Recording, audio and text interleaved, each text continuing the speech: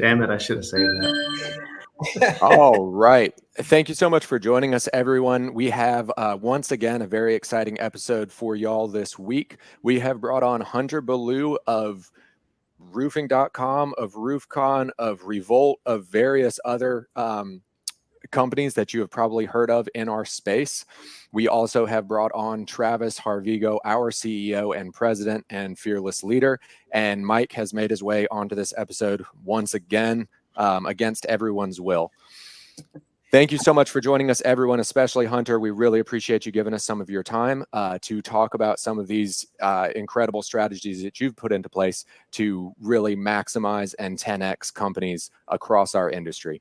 Before we dive into the rest of the episode, I do kind of want to give everyone an introduction if they are not familiar. Do you mind just giving us a little background on yourself, Hunter, and kind of what brought you to Revolt and where you are now?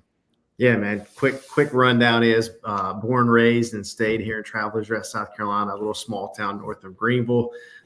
Growing up, both of my parents were addicts.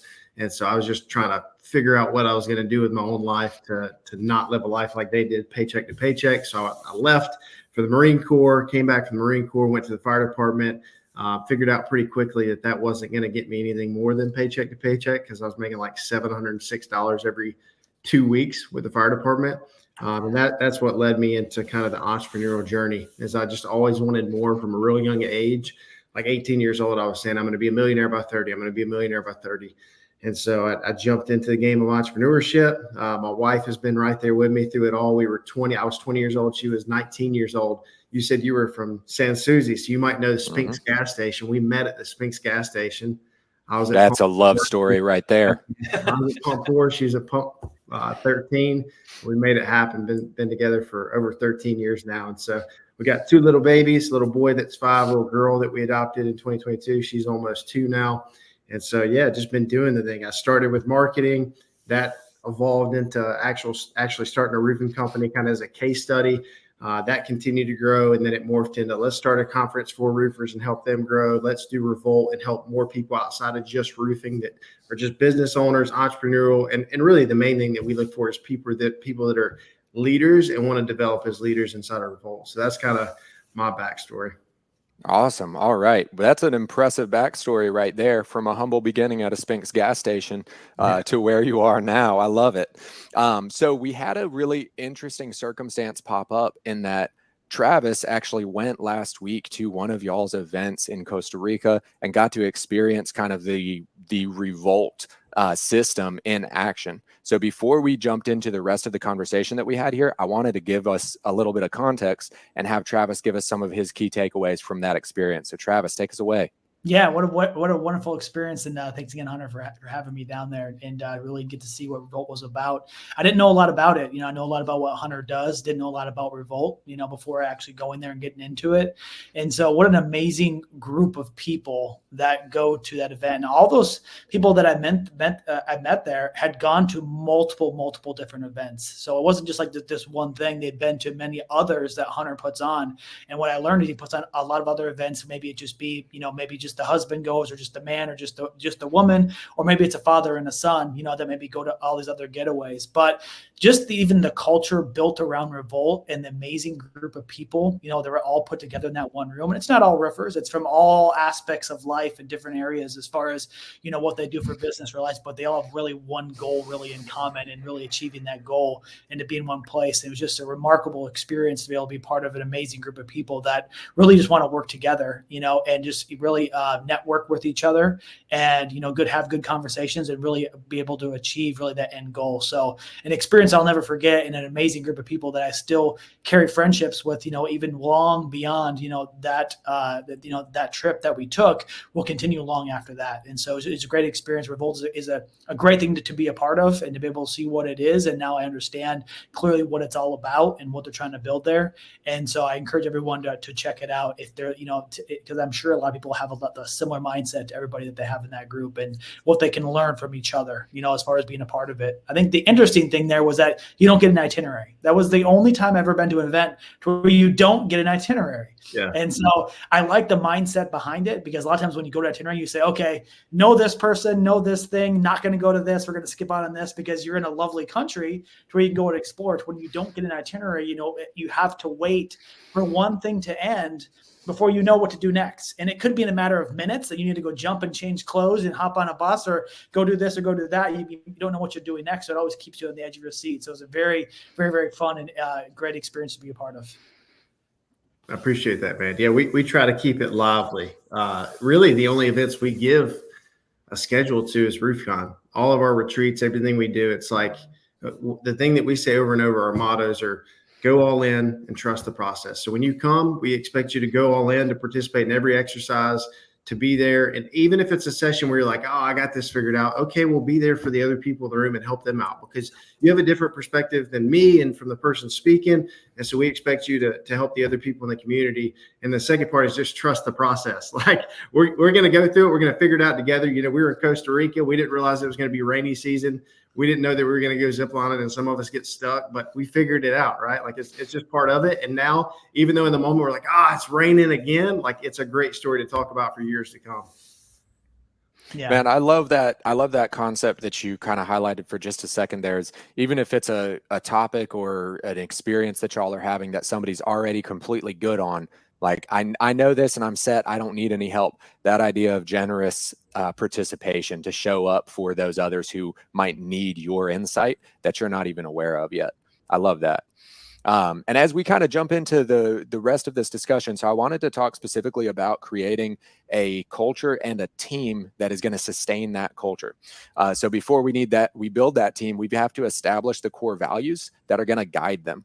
And so I'd like to talk about the importance of explicitly outlining core values for a company and kind of what that entails. So Hunter, Travis, Matt, Mike, whoever wants to go first, I would love to hear some insight on that.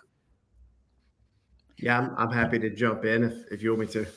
Yes, please. Yeah, let's do it. So we run what we call Revolt X retreats, and that is called Revolt X because it stands for the Revolt Experience. And so this is kind of like our foundational event that people come to for the first time to be introduced to Revolt. Travis kind of skipped that, went straight to the couples retreat, went all in. But a lot of people, they come through Revolt X first. And the very first thing we do on the very first night to kick off is a session that I call What Do You Stand For? And I simply start the exercise that ends up lasting like 2 hours because we talk through the entire thing. But I simply ask, what do you stand for? What do you stand for as a man, as a husband, as a leader, as a business owner, as an entrepreneur, as a coach to your kids' team? What do you stand for? Because whatever you stand for as a man, it should directly tie into what you stand for as a business. So for me, like inside of Revolt, our core values are integrity, leadership, legacy. And so for us, like what's funny is we kind of find ourselves with the first two contradicting each other a little bit at times, because one is integrity.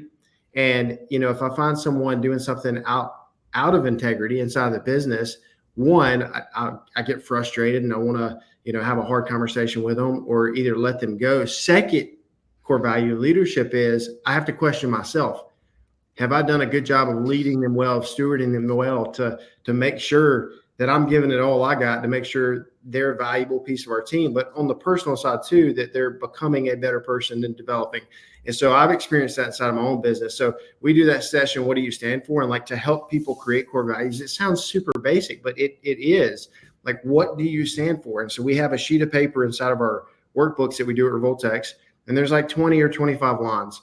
And together as a group, we go through and I say, all right, start shouting out words: leadership, honesty, humility, personal development, legacy. You'll hear all the words that you would typically hear for something like that. And so we'll go through, and I don't know if you've ever seen those huge Post-its that like fill up a wall, but we'll stick that up there and then we'll fill up the entire thing. And I don't stop until we fill up that sheet. And I have them write all those words down in their notebook. Then the next process is, okay, go through and pick like 5 to 7 of those that resonate with you, and then boil it down to like 3 to 5 that you think could work inside your company. Some people right there on the spot, they create their core values. Some people, and I encourage this, go home, talk to your spouse, go home, talk to your your leadership team. If you have a leadership team, go home and talk to the employees, the team members, the sales reps that you have. Maybe you want to get some feedback from them. Maybe there's one that they really feel convicted that this should be a core value, and just get them involved. Because when you get them involved in creating those core values, like, it's a pillar of your company. It's the foundation of your company. I'm writing a new book. It's going to be, I hope, out by RoofCon. And chapter 2 is laying the foundation, and core values is a part of that. It's a foundational piece of your business. And when they help create the foundational piece of your business, guess what? They have ownership in your business. They're bought in. They believe in it. They're going to be there for the long haul because they help you build it. So get them involved. Don't just make it like I tell people all the time at retreats, at events, it ain't the hunter show. Like, this is a group of people. This is a team. Let's do this together. I love that. I love That's that. One of the things that I find very attractive about organizations is their core values. Some people are really mission statement driven, and I appreciate mission statements, but I'm really attracted to core values. And it's one of the things that has drawn me, not just drawn me to Roofle, but allowed me to achieve what I've been able to achieve within Roofle, because I do have those core values, that everything that I do is filtered through those things, are always innovative, profoundly simple, committed to excellence. And then we can add some stuff to that, because as long as we're staying within our core values, then that's where our risk taking, because again, when we're talking about scaling companies or building companies, especially as you're getting in those, 8 and 9 figures, like your dynamics of company is changing enough. But if you stay inside of your core values, you're not going to lose your identity inside of that. And I wanted to end with this story, because we have this idea that in a school playground, there was this intention, and the story goes that they didn't want to have any fences around the playground, because they wanted the kids to feel free and not feel captured or captive to the school grounds. And what they found out is without the fences, they all huddled in kind of the middle of the playground, and they didn't explore, and they didn't take advantage of all the space that they had. As soon as they put the fences up, the kids spread out, and they were more apt to take advantage of everything that the playground had in common. And to me, that's what core values does for a company, is it puts those fences up, because you do need to have the parameters of the identity of the company, but it allows the people inside of the company to really explore and adventure out, to do and to take risks and to think outside of the box, all the things that they need to do to make that company successful. I've always appreciated that analogy. Mike, do you know how hard it was to resist making a joke about you in school playgrounds? That was so hard. Yeah, the great thing about core values is there's so many companies out there, as we meet with business owners and companies on a regular basis, of how many that don't actually have core values within their organization. And it's kind of shocking. It's like, it's never too late. It's never too late to create those and put those in place. And so I remember when I was at one of my first company, and we were looking at building core values. We were 6 years in, we didn't have any. So we brought everybody into a room, and we really put them up on a board, and we got everyone's input as far as what the core values were. We established those core values as a team, as an organization, as far as what we wanted to be. And so from there, we were able to move forward and live by those core values. When we started Roofle, the first thing we did, we sat down, we said, what are going to be our core values? And then it was like, well, what about the people? What about the culture? What do we want? It's like, if we build these core values and we stick by these core values, the culture will build itself. And that's really what happened here.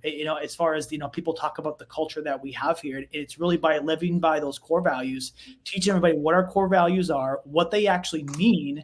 They're more than just words. What do we mean when we actually say them, as far as the things that are below it, as far as when we say we want to be committed to quality, we want to be always innovative. Like, what do those things mean as far as the core values? And once they understand and they live by those things, that allows them to be empowered to then go and do the things that they're supposed to and make the right choices. And then it builds the culture around them as far as how it gets built. So I truly believe that anybody who does not have core values within the organization, to really sit down and think about those and really implement, whether it's 3 or 5 or however many that you come up with, because once you start doing that, you'll be able to establish your identity really as a company, and to really create the people around you. And then that also allows you to be able to pick up on which employees are a good fit for your organization, and which ones may not be a good fit for your organization, because they're not living by the core values of what everyone else is bringing in and adhering by on a daily basis.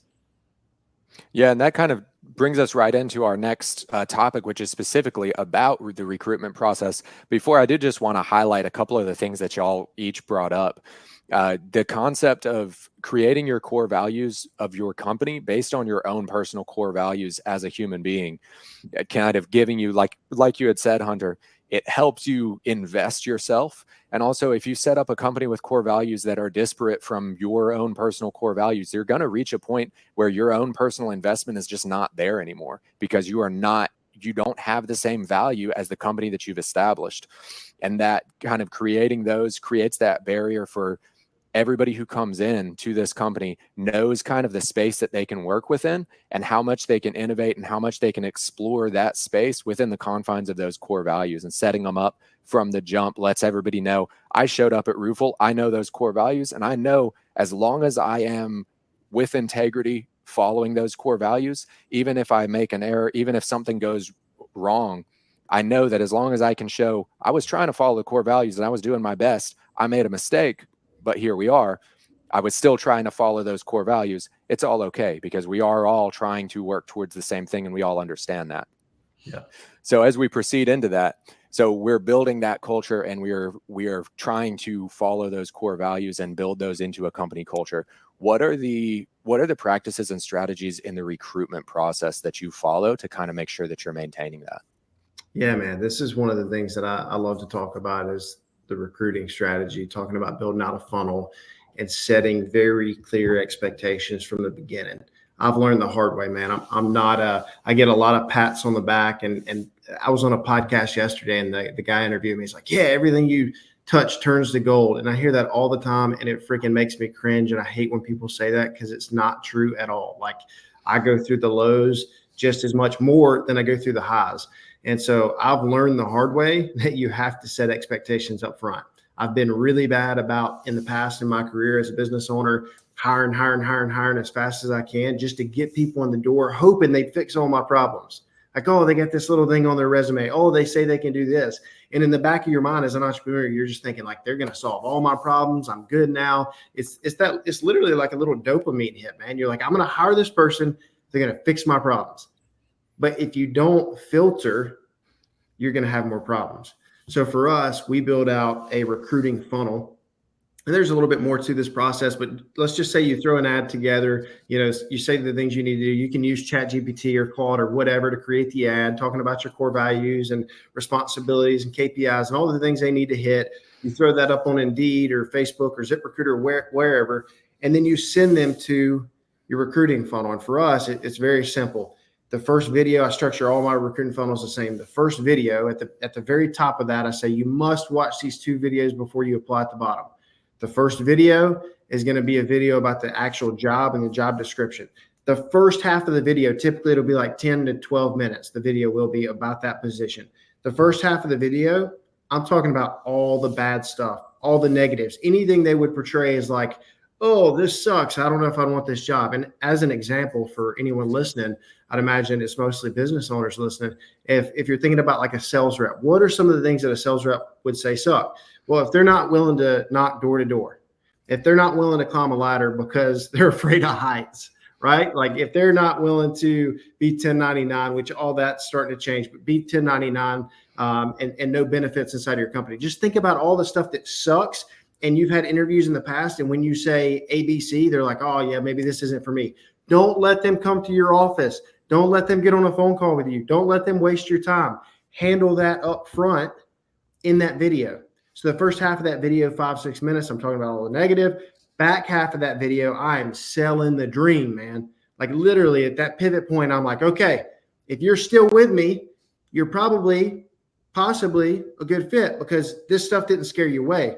Now I'm going to start selling the dream. I'm talking about our core values. I'm talking about the potential, what they could potentially earn inside of our company. I'm talking about a little bit about the company because that's going to come more in the next video, but I'm talking a little bit about the company and the stuff we do in the community.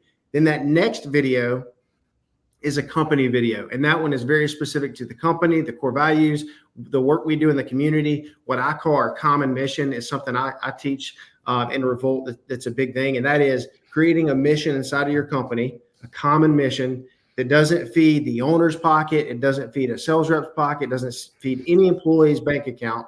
It is simply to help other people in the community. So like for us, we have the Revolt Foundation where we do events called Life 101. We help kids around the U.S., underprivileged kids specifically. A lot of times it'll be like group homes or kids without parents. And we're teaching them how to balance a bank account, how to build credit. We're talking about fitness and health and addiction. And like a lot of the stuff they're not learning. Sometimes it's changing a tire or how to change the oil in a car. But we're just doing some of the things that they wouldn't learn otherwise. And so for us, it's talking about that common mission. So they watch those 2 videos. Now they have a real good idea of the good, bad, and ugly of the job. They have a great idea of who the company is. And if they're still with me, then there's an application process. And in that application process, we're asking all the normal questions, name, number, email, phone number. Have you sold before? If you've sold, what are the trades you've sold or what industries have you sold in? What's your income goal? What's your current income? I'm asking them to take a personality test. Some people say it doesn't matter. I like it just because I know that 90% of our sales reps are the same exact personality type. So if I see that, I'm much more likely to hire them than if they're a personality type that I'm like, nope, this ain't a salesperson, because I've just seen it too many times. And of course, those things aren't 1,000% right, but for the most part, for me in the past, they have been. And then at the end, they're getting to schedule a phone interview. With that phone interview, they're talking to someone. If you're a bigger company, they could schedule that with someone inside of your company. If you're a smaller company, as the CEO, as the owner, founder, you would take that and you'd start to sell the vision on the phone before you schedule the in-person interview where you really lock them down. And in that in-person interview, I'm locking them down and I'm saying, all right, what t-shirt size are you? And then I'm getting them. That's my hook. What t-shirt size are you? Let's get you some stuff right now. That is awesome. That is a very concise overview of the process, and I like the practicality of the steps that you've put in place and the kind of cadence and timeline of how you bring people into what you are trying to achieve. If you're not a confrontational person, and I'm not, it is so much easier through a video to be really, really clear. Like as an example, when I was hiring an assistant in my job description video, I said, hey, you're going to have to clean my personal toilet at the office. You're going to have to maybe come to my house sometimes and help my wife clean our bathrooms or clean our house. You're going to have to go to our cabin that we have and help clean that before Revolt members come in and stay in it. Like some of the shitty stuff, I'm going to tell them, because it's harder to have that conversation face to face if you're not confrontational. But in a video, I'm just looking at a screen and I don't even know who's going to watch it. It's just some random candidate. But if they watch that and say, nope, not good with that, I don't ever even have to talk to them. If they make it to the interview, I know they're okay with it. We see that entirely so much in this industry where people are trying to hire specifically for reps or something like that. And all I ever see is 500 plus income potential, right? All I see is all these massive positives out there, right? And they don't bring up the negative parts of the job. So they get hundreds and hundreds of candidates and they're interviewing for months and months and months. And they hire 30 guys and one guy works out. And they're like, why did I spend all this time? It's like, because you didn't actually set the expectation of really what they were getting into. All you ever said is that some massive income potential, and then now that's their expectation. And so, yes, you're going to get everybody to apply, and they don't really filter down. Yeah. And so one of the things that we do hear a lot of is that, again, we do utilize the brand and the culture we built here. We do get a lot of people that actually naturally come to us and say, if there's something that opens up, we want to be a part of it because we love what you guys are building over there and we believe in it. But one of the things we do differently is that we do allow for our candidates that come in and interview, we allow them to interview with current employees. So not only are we setting the expectation, they get to meet with some other employees within the organization so that by the time they get in, they know exactly what they're getting into because they're meeting with people actually on our team in that position that they're actually in. So that by the time that they come on and our success rate pretty much being at 100% with hires, that where they came in, they knew the expectation. They knew what they were getting into. They knew when they came on what the culture was going to be like, what the job was going to be like. And so, and then also they get to report back to us, being the employees, and say, you know, here's how it went. Here's how I feel as far as the employees, as far as culture, you know, in all these different areas to where we're also getting insight to where it's not just myself or somebody else on the hiring staff interviewing them, because interview processes can be scary. And so we see a whole different side of this person who's interviewing because they're not interviewing with some high up manager. They're interviewing with somebody that's maybe on their level. So you kind of see a different side of them as far as how they come out and actually have that discussion with the person that's actually hiring them. And so we see a lot of differences between me doing the interview and then they do it with somebody else. It's a totally different side of that human being to where maybe they were nervous with me But with the other person, they were totally wide open and they had a total different type of approach, that's handled. So totally agree with being able to funnel down, because you can get a lot of applicants, especially if you're only selling the positives of the job and not truly laying out what it actually is of what they're actually getting into. Travis, I think you need to delegate that video to me. I have so many ideas right now what those 2 videos are going to look like, and I think it's going to have something to do with the spa in my front yard and a video camera and a mic. That's all I need. Let's do it. I'm gonna shut that down right now because we're short on time. Mike, Travis, please don't let's not let that happen. Videos. So now once we have these employees in place, so how can we empower that team to reach their full potential while bringing the core values of our company to life? How do we kind of strategize around that, bring in the right people, and then really let them thrive? Yeah. Whoever's feeling the spirit, move them. Okay. Yeah. So for us, everything is rewards and consequences. You hate to talk about the consequences and the bad part of it, but it's reality, right? Like for most organizations, you should have a scorecard that you're looking at weekly with KPIs. You should have a monthly KPI tracker, and you're having those conversations.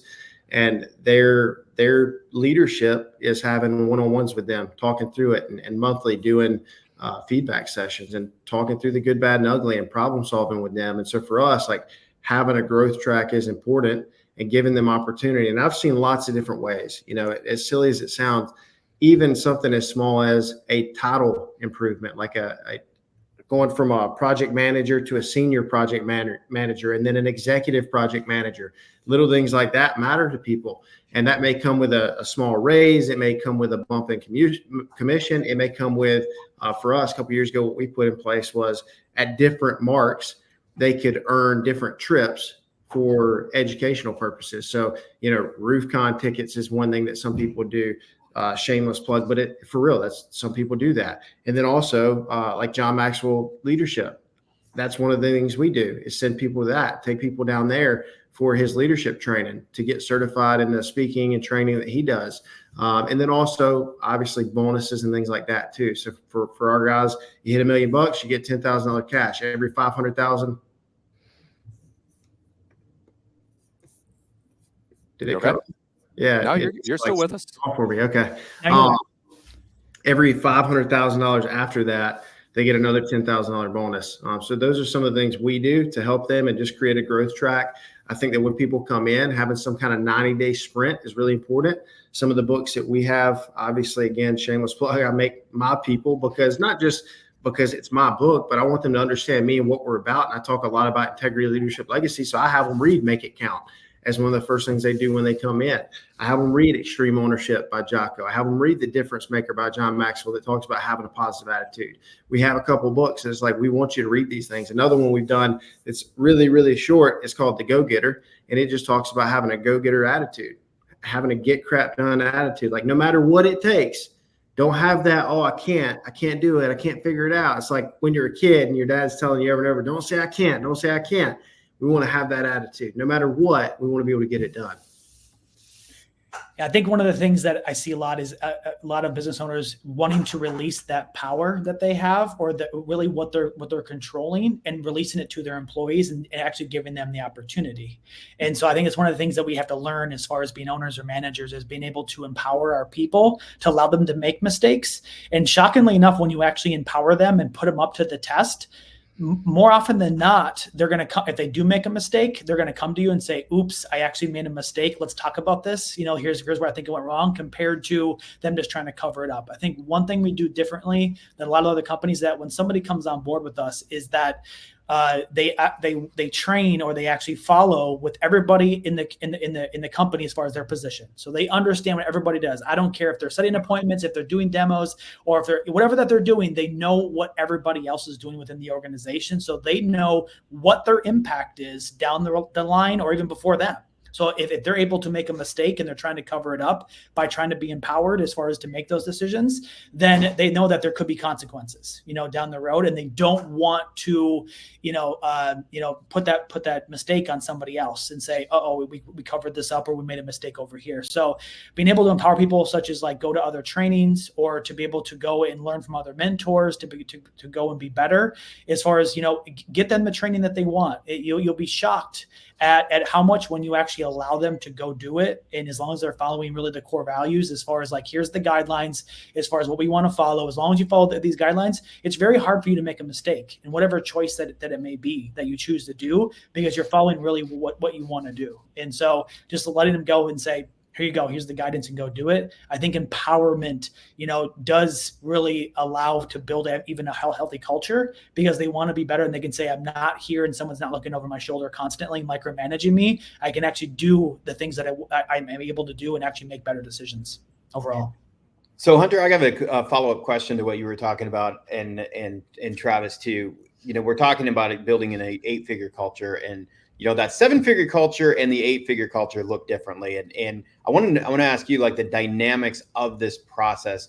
Is it just bigger? Is it just different? Or is it the exact same and you can follow the same blueprint? And the reason I'm asking is because as the organization grows, the impact of those decisions and the risk potentially to the organization grows.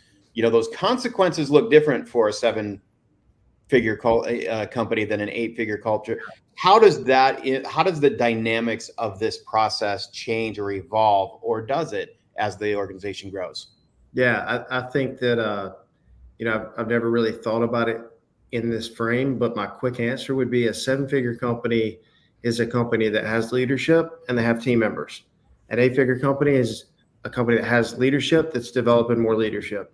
You have to be doing the multiplication game. If you've ever listened to John Maxwell at all, he talks about multiplication is more powerful than addition, right? Like when you look at a sales rep, a great example of this, and I'm sure there's somebody watching right now, and I'm going to speak right to you. So listen to this. You're an owner right now, and you're out there slinging roofs, slinging siding, solar, whatever you sell, plumbing, I don't care. You're out there selling, when really you should be selling the vision of your company to team members that are coming on that can sell the product. Because if you go out and you sell 10 roofs a month, you're a stud. You're like, dude, nobody can sell like me. I sell 10 roofs a month. My average ticket's 25 grand, 250 grand. Nobody can do that. Okay, well, if you sell your 10 a month, what if you went out and you got 5 sales reps that joined your team and they just sold half as much as you each? That's 5 guys doing 5 roofs a month. Now you're doing 25 instead of your 10 because you empowered other people, and they're not even as efficient as you, but you did the leadership thing. You did the multiplication thing. And so I think the focus should be developing your people. One other statement that I've said freaking thousands of times on podcasts and stages and whatever is, we have to give our teams the tools, the training, and the technology to win. And specifically, I used to tell my team, we're going to give you the tools, the training, the technology to make 6 figures, but you have to bring the work ethic. I said that so many times. We're going to give you all that stuff, everything you need. But at the end of the day, if you don't put in the work, it ain't going to work. I think that's exactly it. It's that next level of leadership, and it's really that next tier, because we may have a leader with employees below them, but then as you grow, you're going to have a leader with then other leaders that are below them, with then other people below them. And it's like, how do you know if you have that next level? If you don't empower your employees, how do you know if you have that next level, the next level of leaders that you're creating, unless you give them that opportunity? Now, you're going to find out there are going to be people that are not ready for that, or maybe that's not really in their skill set, nor do they want it. Maybe they don't have the capacity, or they don't want to do that. But you have to be able to find out who can be the people that are going to be that next step of leaders. So if you're looking at growing from 7 to 8 figures, you have to look at it like, do I have the right people that I can promote, or that I can trust, or I've empowered enough to be able to put into that next level that they can then manage or run that whole organization below them. And don't just create a position for a buddy that's like your buddy inside the business, or been loyal. Like, look for that entrepreneurial spirit. Look for that leadership, like desire to be a leader. Don't just create a position for someone, because it's just going to create headaches when you have to take them out of it. That's such a great point. And now we kind of covered the last two major points. I do want to open it up to a Q&A if anyone viewing wants to put in any kind of question for Hunter, for any of our leadership. Go ahead and throw that in there. We'd be more than happy to address any of those questions as we get going. But as we kind of round out this discussion, I just wanted to, Hunter, give you the opportunity to dial a little deeper into any topic that we've discussed here. If there's anything that we've gone over that really speaks to you or that you're specifically passionate about, or Travis or Mike, if there's something that we want to just dig into and crack open a little bit better here before we let everybody go. Sure. Yeah. I'll talk a little bit more about like equipping your team, since I just finished with that. And it's very much in flow with what we've been talking about, core values to create your recruiting funnel to then equipping your team to win. I have what's called the 6-figure blueprint. I built that in January of 2019 is really when I got pretty serious about it. And the growth of Cornerstone went right along with it as we built this. And it started as like a 3-ring binder with pieces of paper and evolved into using the teachable.com platform, which is, if you're watching, write that down, teachable.com. It's a platform where you can put all your training in there really cheap. Also look at loom.com if you're not familiar with that, where you can record videos for your training. And we have all this stuff on therevolt.com, like a ton of free resources. Just click resources and you can get all this stuff for free there. But go into Teachable. You're going to be able to create sections and then fill those sections in with videos. So when someone comes on with us, our expectation is immediately for them to be able to jump into 6-figure blueprint and learn like 90% of the job. And instead of me or Walker or Colin or anyone on our team having to say the same thing every single time we hire a new sales rep, it's all documented. It's all in the training. We don't have to worry about it. And you may say, well, in the field training, you can't replace that. And I agree. I remember being in the Marine Corps or being at the fire department and having to do this stupid little test. And it's like, firefighters didn't even write this crap. Like, I hate this. I want to be in there fighting fire. You can't replace in the field training, but you can replace a lot of stupid little stuff like your CRM, where it's like, oh, how do I put a new lead in? Anytime someone's walking through the office, a new sales rep, and they're like, hey, Colin, hey, Walker, hey, Hunter, hey, Albert, whoever, how do I do X, Y, Z in the CRM? You go watch 6-figure blueprint, because it's all in there, bud. Like, you don't have to ask me. It's all in there. I know it is because we put it in there. We spent so many hours doing it. And so we go through that. And again, that framework is on therevolt.com, but you have the welcome section. Then we have a basic section. We have a section that is about how to schedule your week for success. We have product knowledge, talking about warranties and the different shingles and underlayment, yada, yada, yada. It goes all the way through lead generation, how to generate your own leads, create your own pipeline, door-to-door sales, how to knock, sales process, how to finance a job, all the things that you could imagine as a sales rep. We want to be able to cover 90% of that through video training, so we answer most of the questions. And then beyond that, what we do, that's like the basics. If they don't finish that in the first month, we'll cut their commission in half. And then after that first month, once they finish it, we have what's called the Next Level series. And the Next Level series is me just going out and buying other people's trainings. I'll buy other people's trainings like Sam Taggart's with Door to Door, and I'll take his training and put it in Teachable so we can track the back end. Because we set up questions, like on every video, we'll go through and set up questions. So one of the welcome videos, it's like me talking about the founding story of Cornerstone and my family. And so one of the questions is, hey, what's my wife and son's name? I want to make sure they're paying attention. It has nothing to do with like, you got to know my family's name. It's I want to make sure you're paying attention. Because if you come to me in two weeks and say, oh man, I'm really struggling. Okay, I'm going to go look and see if you took this seriously or not. So building out a training platform like that is invaluable. And I know people watching right now are like, oh man, I don't want to do that. It's going to take so much time. I hate being on video. I don't talk good. Do not stress it. If you go watch my training videos inside of 6-figure blueprint, or what I told you, recruiting funnels, it's literally just me and Loom, no fancy background, not edited. It's just me talking. I literally will burp in the middle of a video, and it's just like, hey, you get the real me. You don't have to be perfect.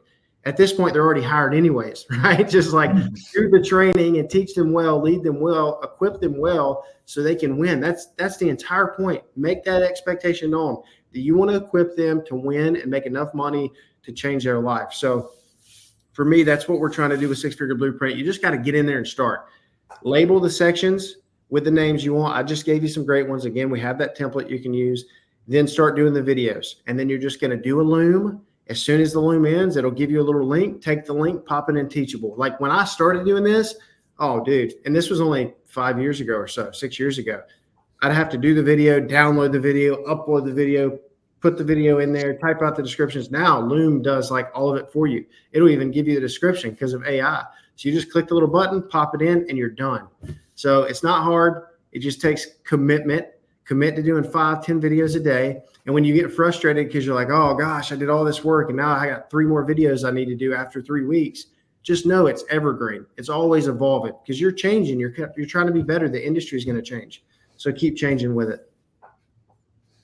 I love that. Yeah, that is a serious way to empower your team and really just put all of the resources that you've developed yourself as a leader in a business and make that available to your team. They can both understand the day-to-day functions that they need, and then your thought process as a leader and kind of what you are willing to commit to them as your employees and what you're willing to do to make sure that they can develop. All right, we got anything else? No questions have come through just yet, so we can wrap this. Is there any final thought that any of y'all would like to share with us before we let everybody go? Yeah, all of this, they may say Hunter makes it seem so easy, which he does, right? He pitches it great, right? He makes it sound so easy, right? It takes work, right? It does. It all takes work, but it's all going to be worth it in the end. From everything that he's talking about, but there are things out there that help make it easier than those things didn't exist years ago. Like Hunter was talking about, we had to go do it ourselves and create it ourselves on sheets and things like that. But there are things out there right now. And then the big thing is implementing it, right? Stick with it, implement it. That's the part that we know that it takes time. Companies hate it, but once you implement it, you will not, regret it. It'll actually save you tons of time in the end, and it'll ultimately build a better culture. It'll build better things all around all of your employees, at the end. Awesome. Keep surrounding yourself with good people. You guys, I'm sure everybody in here is saying, when you're trying to build a culture, it's not something that you're artificially trying to build or trying to change people to fit a certain template. It is your culture is your people. And really the two people that I admire in this industry that have done a fantastic job of really creating a culture through their people is Travis and Hunter. That we hear it from each other. And Tara and I were having this conversation as we were preparing for this webinar even today. And we were, our mutual admirations for each other's organizations, because man, you guys surround yourself with great people and it shows, and it shows externally, where people look at these and go, that would be a great organization to join. And you can't make that up and you can't change it because it's not artificial. You're not building a culture. You're building the culture is being built by the people who you are hiring. So congrats. I've had a great time. Thanks for being with us today. Yeah. Last thing I'd say is just, you can make excuses on reasons to not do this stuff. Like these guys at Roof are providing you with free content all the time, or you can go out there and do the work. You can change lives and you can secure your legacy, because ultimately your company is a massive part of your legacy, not just how much it does in revenue or what you sell it for one day, but the people that you impact through your team and through the community. So you get to decide. You can make the excuses, you can do the work and secure your legacy. I love that. Thank you so much for joining us, everyone. Catch us next time. We'll be back here in a couple of weeks. Hunter, really, thank you so much for your time. We really appreciate you sharing some of it with us. Travis, Mike, thank you so much for being here as well. We'll catch everybody next time. Thanks so much, guys. Thanks, Hunter. Thanks, guys. See ya.